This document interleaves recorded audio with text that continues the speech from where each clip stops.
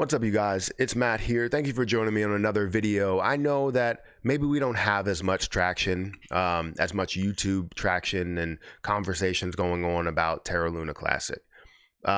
I still do see people that are very, very interested in this project. I still have gained a significant amount from this project, and I understand the potential is a lot higher, right? When we see the market that's down a heavy amount, we understand that a lot of the more popular positions are hit harder in the form of volume, in the form of market cap, in the form of price, in the form of just interest, right? We know that they are hit harder. So I wanted to talk about Terra Luna Classic and what some people want to do. And it seems like it's not majority of people, because you do have people that are denying the proposal consistently, religiously as well.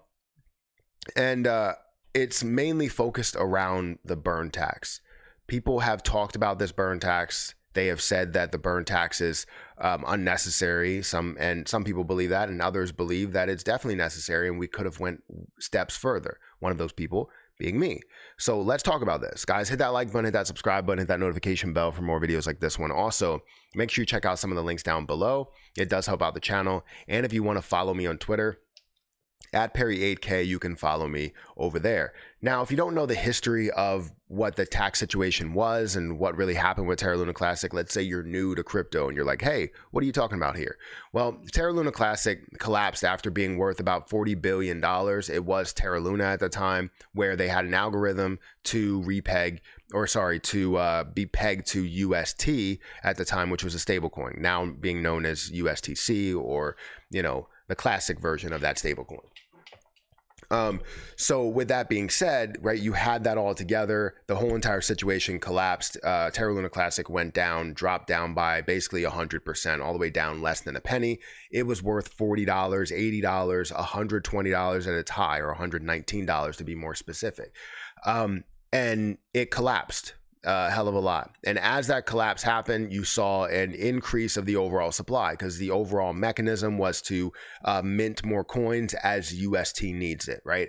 So that's what happened, and they minted basically 7 trillion coins. I think it was like 6.9, but basically 7 trillion coins. So that's a lot of coins from where they started at 1 billion. So it went down a heavy amount, got fully diluted, and now you're seeing it at a price to where it's at 0.00005. Well, throughout that time, it was just about recovering everything, and restoring the chain to what it once was. And that was really the mindset. And how do we do that? Decrease the supply, get it back to 1 billion, and then we can find a way to do everything over again, but with a better system, right? More likely, we would have a reserve, a full reserve that was set up. And they were on the verge of getting that set up. And I think people knew, and that's why they attacked it at that time, not letting the reserve get fully set up and established. Because if it was, you wouldn't have had what happened, what ended up transpiring. So let's talk about Terra Luna Classic a little bit, and talk about that recovery after we go into where Terra Luna Classic is currently. So it's at 3.5%, seeing it at a $332 million market cap with $17 million worth of volume, volume down 47%. You could see here of the 7 trillion coins that were there, but basically you were able to burn off a lot. Now, burns were the biggest way that we could decrease that supply. Instantly, the 1.2% burn tax came out. I think it was 3% when it started, but a 1.2% burn tax came out. Now, that 1.2% burn tax, within 3 weeks of being implemented, was brought down to about 0.2%. And the reason being is because Binance was basically hinting to the fact that they would support the 1.2%, and they did on-chain, but not for off-chain volume. Same thing goes for KuCoin. They supported it on-chain, but not for off-chain volume. And that was where the issue lies. Majority of the volume is happening on-chain, off-chain. So we want to see all of that volume get hit as well. Now, CZ has come out and said that the 1.2% tax would not work unless all all exchanges also did it, because then people would just go to places that don't have the tax. So you need every exchange to do it. So his mindset was like, if you get it done on all the exchanges, we will support it as well, because we are the largest supporters of Lunic and holders of Lunic. So it makes sense for you to go everywhere else and then come back to us when things are established. And everybody else took it as like, CZ's not going to do it unless we find a way to lower the tax to whatever he decides to establish, which he established a 0.1% burn fee of their fees that they had. So anyways, now that you kind of understand that situation that did happen, why are we talking about removing the burn tax when you think that we would increase it or get exchanges involved in it? Well, we've never taken that step to get exchanges involved in it. I've tried to do it many times, but I needed support from people who have connections, because I don't have those connections.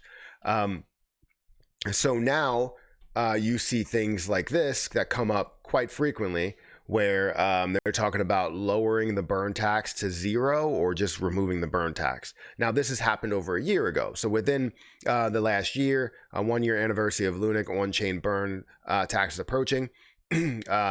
It is time to reflect on the effectiveness and the future role in Lunic in general. The author argues that the past year has clearly indicated that the burn tax experiment has failed to achieve what it had set out to for at least the following reasons, right?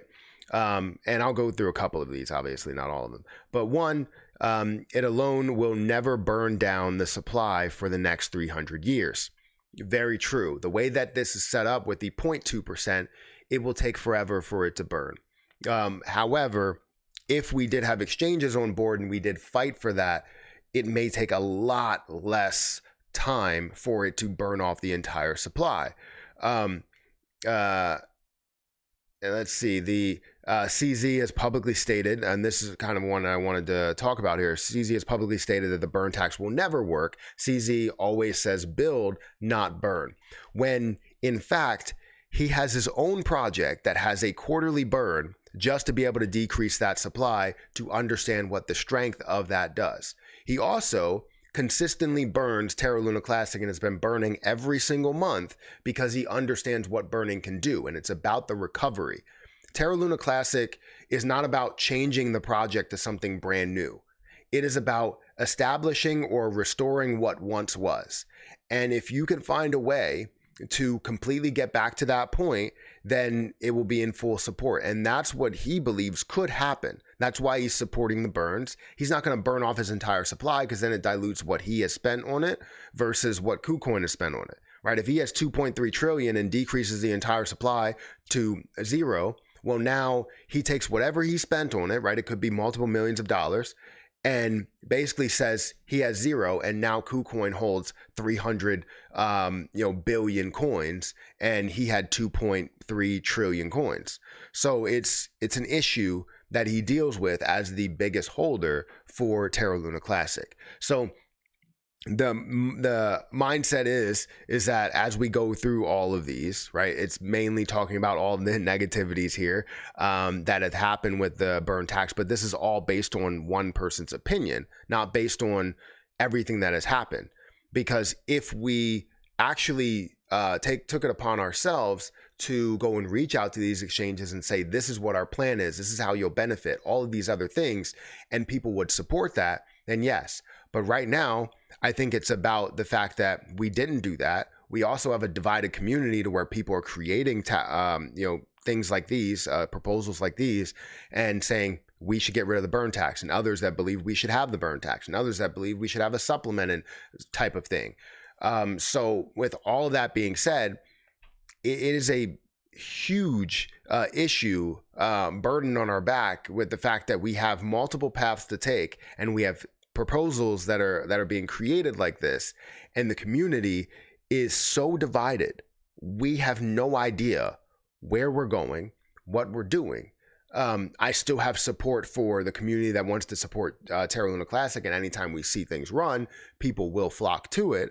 But the issue is that how much more will we see? Are we going to see the 1 cent price? Are we going to see the 10 cent or $1 price? A 1 cent price for Terra Luna Classic now is a $58 billion, $59 billion market cap, which is not unheard of. But will it be able to get up to that point with just the support alone and not seeing, major utility that's running through it. Because my mindset from the moment that we said go, that I saw this thing collapse, that I decided to support it before majority of other people, 99% of people wrote it off, and I believed in what it could be. And that's why I ended up getting a 70,000% return on mine. Now, did I profit or did I pocket all that 70,000% return? No, I pocketed only 4,800 from it, but I still pocketed something off of that. And I still agree with the fact that we can, propel or excel this to like a whole nother level. Right.